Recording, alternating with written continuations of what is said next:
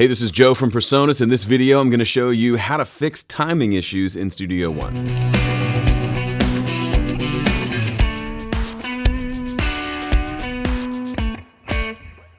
You might have seen a video recently where I talked about how you can press the Q button on the keyboard and Studio One will automatically quantize the selected audio, but perhaps you don't want to go that route and maybe you want to do things a little more manually, maybe not fixing everything, but just certain sections you want to tighten up the timing. I'm talking about something that they call in Nashville called pocketing. Take a performance that is overall pretty good but has some timing issues and using simple audio editing techniques to tighten up that performance. Here's a bass guitar part that I recorded. See if you can spot the section that needs a little bit of help.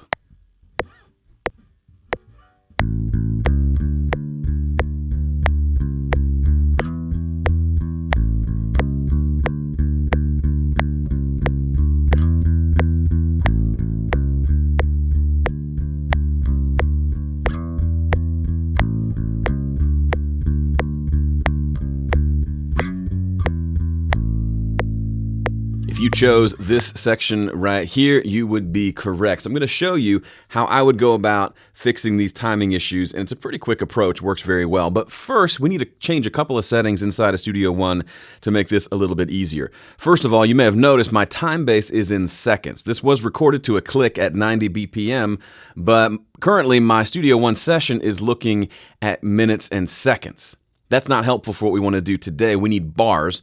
So that's generally where my sessions are set by default. But I'm going to come up here to this time-based section and I'm going to choose bars.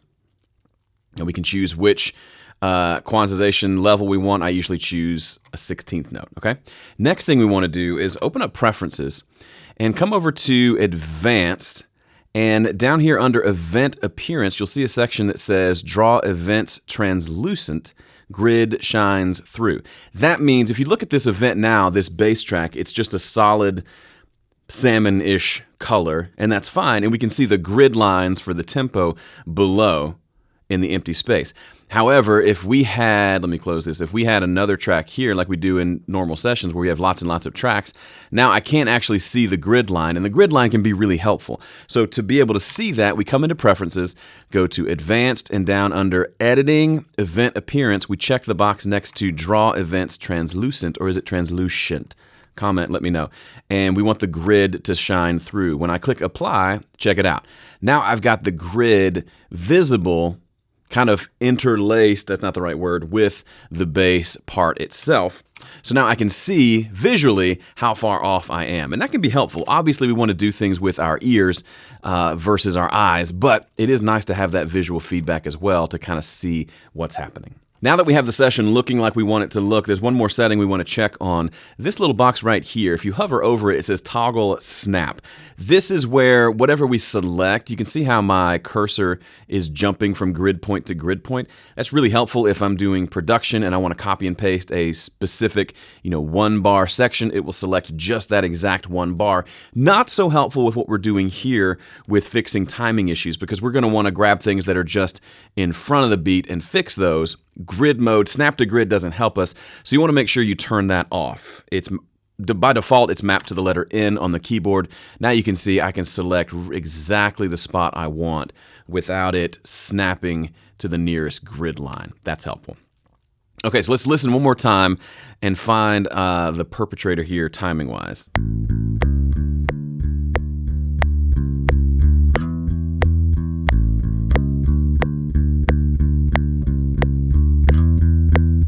All right, so starting here at measure 5 is where things go off the rails a little bit. It's not bad. It's not so bad that maybe it needs to be re-recorded, and maybe you didn't notice it at the time. The bass player's gone home, and you've just got to deal with it. It's fine. It's just a couple of measures where things are a little bit off. First thing I would recommend you do, if you're worried about messing things up, like you accidentally go in and you cut something and you move something around and you're worried you won't be able to go back and undo that, an easy way to set your mind at ease, press F4 to open up the inspector window, and under Layers, choose Duplicate Layer. And we can call this Original. Okay, so now we've got the original bass is always there. We can always get back to it, and we'll work from this secondary bass track here, okay? So now we're working from the bass 1, but we can always go back to the original. Next thing we want to do is find the bad part and separate it. Now, I like to do this kind of section by section versus or note by note if I can. So let's find exactly where things go off the rails, and let's just separate those events.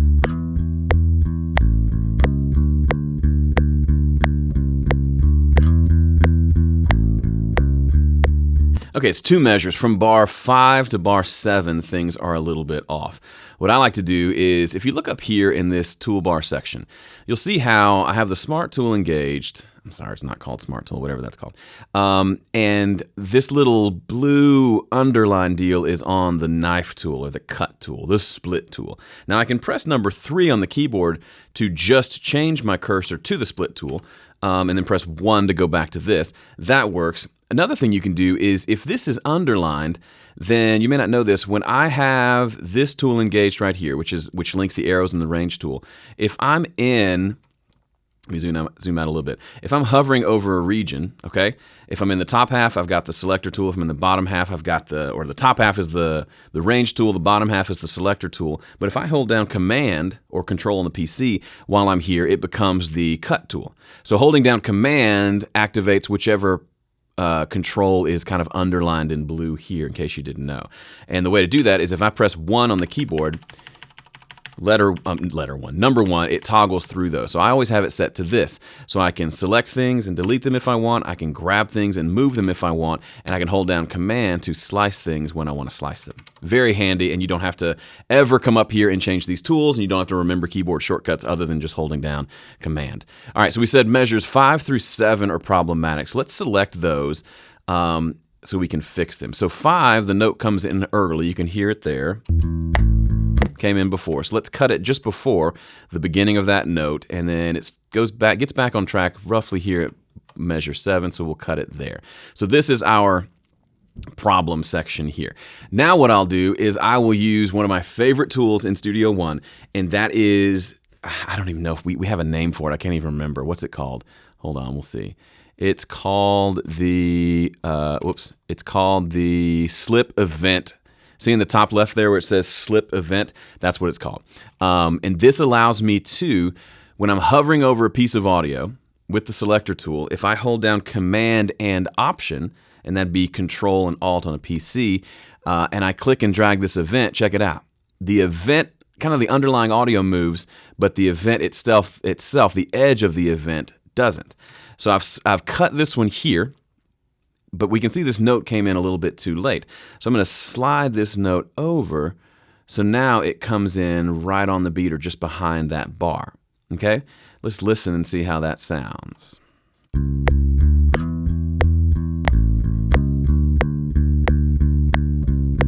Okay, that downbeat is better. There was a little bit of a pop there. We can solve that by just pressing X, which adds a crossfade. Now it should sound nice and smooth. Okay, now the next note. Let's just go down the line and see where our next problem is.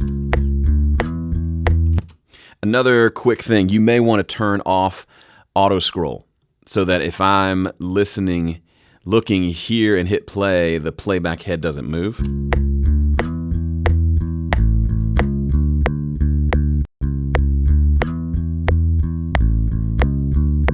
All right, so this next note here is a little bit early still. So let's come in here and let's select there. That's kind of the beginning of the note. Let's slide that over. Let's crossfade, and let's see what happens.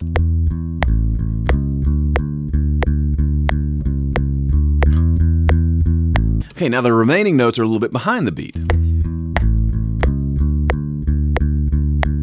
See how they're all just about that far behind. This is a great time to, instead of going section by section, note by note, you can actually, because we separated the entire bad section, we're not adjusting this section, we're just adjusting this one.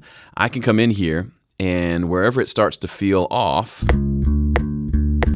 right here where it starts to get behind the beat, I can separate this one, and I can slide this over, and guess what? They all slide over as well. A lot of times what happens is if the musician is off, usually they're off consistently for a few beats at least. So dum, dum, dum, dum.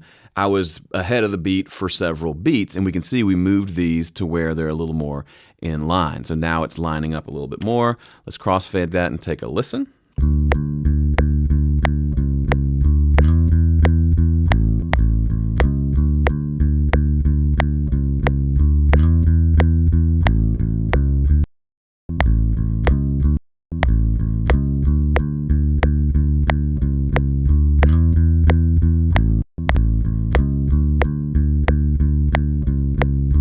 Okay, so those couple of beats here are fine. This one is starting to get a little bit ahead of the beat, so I just find a good spot to separate it, move it back, crossfade that. And now we can do a lot of this visually. All right, this one seems behind the beat, but this one seems ahead of the beat, so I wasn't as consistent there. We'll move this one over. We'll move this one back. We can even adjust the fade point to make it work. Press X, and now sometimes I'll do this visually. I've listened and I know what I'm looking for, and I can see that these all look pretty good. Let's listen to it.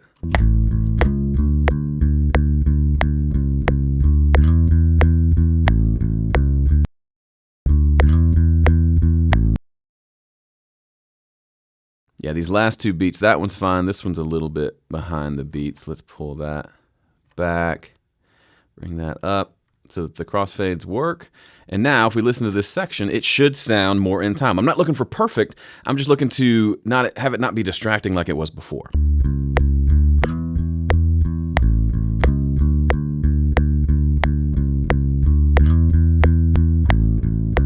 Okay, did you hear that pop? That means we must have forgotten to crossfade one of these.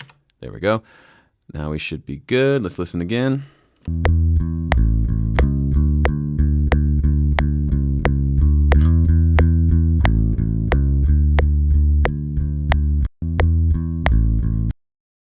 This very beginning one still sounds a little bit behind the beat, so I'm going to back that up a little bit, slide this one over, and these feel a little behind the beat too, so let's pull those back. Sometimes you can't quite tell by the waveform where things would go, so sometimes you have to listen. Go figure.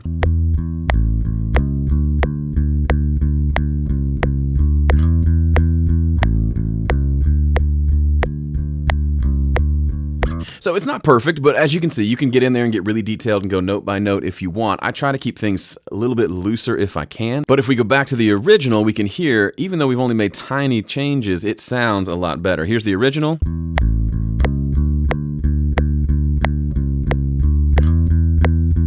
I mean, almost came completely off the rails.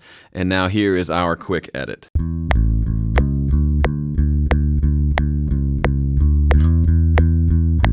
All right, there's a very quick crash course in doing some what we call in Nashville pocketing. Now, there's no substitution for getting it right at the source. If it gets any further off than this, I like to just go back and re-record it because you can even hear in the performance, you can kind of hear that rushing that I was trying to do, which is, it's hard to do that and not feel really guilty about it. But this is a way to polish up your tracks. If you have an allergy to anything like this, you don't like to clean things up at all, I respect that. I try to do that as much as I can. But this is generally how editing works for me in a session. I don't go through note by note through the entire song just for the sake of doing it because I can. I listen, and if something stands out to me as being off, like this bar 5 through 7 did, I'll go in there and do as many edits as I need to make it sound better. Then I'll leave the rest alone. So I'm not going through looking to pick a fight with every single downbeat.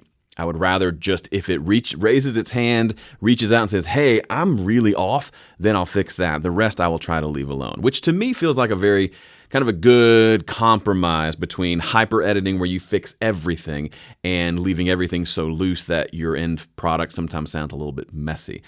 This has been a happy medium that I've landed on and has gotten me good results over the years.